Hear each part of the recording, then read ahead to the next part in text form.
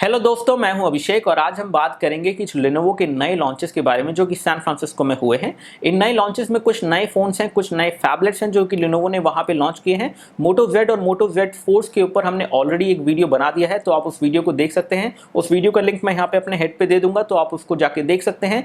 इस वीडियो में हम बात करेंगे फैब डिवाइसेस के बारे में।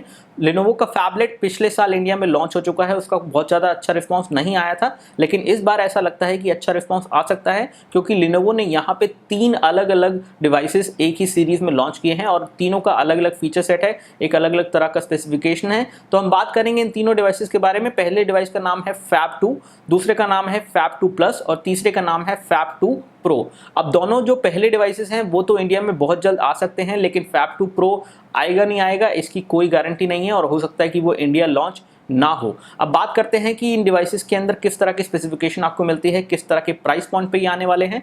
तो अगर हम अवेलेबिलिटी के बारे में बात करें तो ये डिवाइसेस अगले महीने के बाद आपको 2 महीने के अंदर, समझ लीजिए अभी जून चल रहा है, जुलाई आएगा, जुलाई के बाद अगस्त आ जाएगा, अगस्त तक आपको ये डिवाइसेस इंडिया में मिल जाएंगे। तो अगस्त तक इंडिया में ये डिवाइसेस लॉन्च होने वाले हैं। अब बात करते हैं पहले डिवाइस के बारे में जिसका नाम है फैब 2। तो सारी चीज़ें मैंने अपने नोटपैड पे लिख ली हैं। अब बात करते हैं सबसे पहले फैब 2 के हार्डवेयर के बारे में।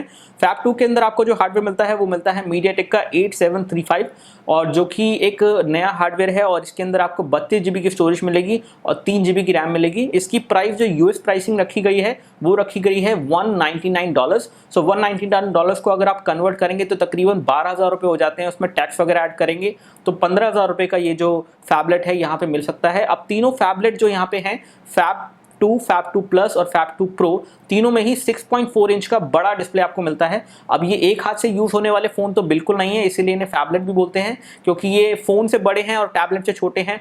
तो 6.4 इंच का बड़ा ह्यूज डिस्प्ले इन फोन में मिलने वाला है आपको। अगर आपको उस तरह का डिस्प्ले चाहिए अपने एंटरटेनमेंट नीड्स के लिए या फिर और किसी ज़रूरत के लिए, तो आप इन फोन्स को कंसिडर कर सकते हैं। अब बात करते हैं फैब 2 प्लस के बारे में। फैब 2 प्लस में मिलेगा आपको MediaTek 8783, जबकि फैब 2 में आपको मिल रहा था 8735। तो यहाँ पे हल्का सा वेरिएंट है, दोनों ही MediaTek के चिपसेट पे आएंगे।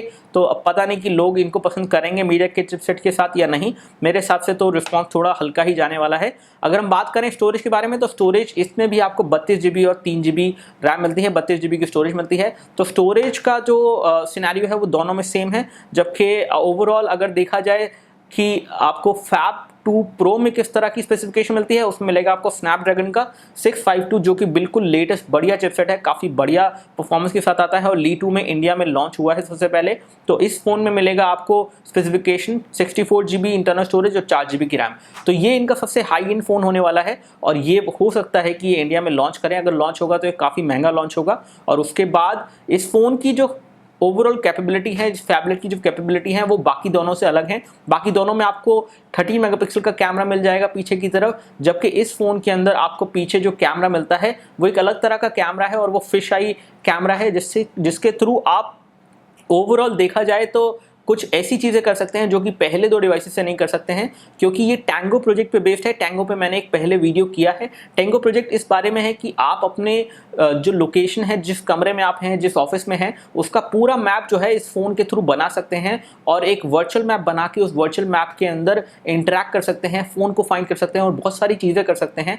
तो बेसिकली ये फ़ोन के थ्रू, क्योंकि इसमें टैंगो प्रोजेक्ट है अनेबल्ड, तो इसके थ्रू आप बहुत कुछ ऐसा कर सकते हैं जो कि वर्चुअल मैपिंग से रिलेटेड है, वर्चुअल रियलिटी से भी रिलेटेड है और ओवरऑल इस फ़ोन की कैपेबिलिटीज़ काफ़ी अनलिमिटेड है और बहुत कुछ आप इसमें कर सकते हैं। और Lenovo इसके लिए अलग अलग तरह के डेवलपर से टाई अप कर रहा है और इस तरह की एप्लीकेशन आपको देखने को मिलेंगी। तो ये एक फ्यूचर टेक्नोलॉजी है जो कि आएगी स्मार्टफोन्स में और कुछ अपकमिंग स्मार्टफोन्स जो कि अगले साल आएंगे, फ्लैगशिप फोन्स, उनमें हम ये टेक्नोलॉजी भी हम देखेंगे। बात करें हम प्राइस के बारे में, अगर हम ये फैब 2 प्रो की प्राइस के बारे में बात करें तो $500 की प्राइस है। $500 के हिसाब से अगर आप इसे देखें तो ये 30,000 रुपये तो ऑलरेडी हो गए और उसके बाद 30 भी नहीं, हाँ 30,000 रुपये तो ऑलरेडी हो गए और उसके बाद उसमें टैक्स वगैरह लगा दें तो ये 40,000 रुपये का इंडिया में आएगा। अब 40,000 रुपये का तो कोई भी नहीं लेने वाला है इसको स्नैपड्रैगन 652 के साथ।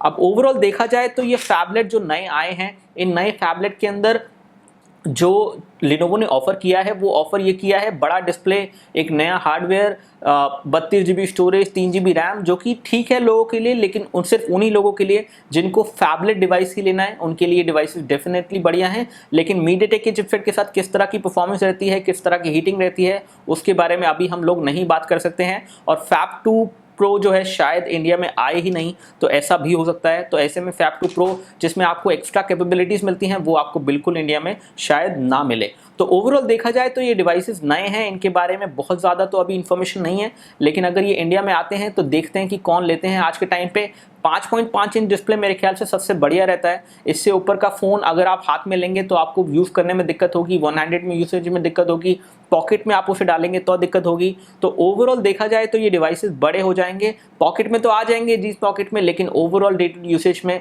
मेरे ख्याल से ये डिवाइसेस काफ़ी बड़े डिस्प्ले के साथ आ रहे हैं। और उस हिसाब से देखा जाए तो ये डिवाइसेस शायद हर किसी को पसंद ना आए और कुछ ही लोग इन डिवाइसेस को खरीदना चाहेंगे। तो इसी के साथ मैं इस वीडियो को समाप्त करता हूँ। बहुत ज़्यादा कुछ इन डिवाइसेस के बारे में कहने के लिए नहीं है, लेकिन अगर आपकी कोई क्वेरीज या क्वेश्चंस इन डिवाइसेस के बारे में हैं तो उनको कमेंट सेक्शन के थ्रू पूछिए। अगर आपको ये वीडियो अच्छा लगा है तो लाइक बटन दबाइए, अगर आपको इस तरह के वीडियोस और देखने हैं तो सब्सक्राइब बटन दबाइए। दोनों ही बटन वीडियो के नीचे दिए गए हैं, और कोई भी आपकी क्वेरीज है तो वो वहाँ आप कमेंट सेक्शन के थ्रू पूछ सकते हैं। बहुत बहुत शुक्रिया आपका इस वीडियो को देखने के लिए। जय हिंद, वंदे मातरम।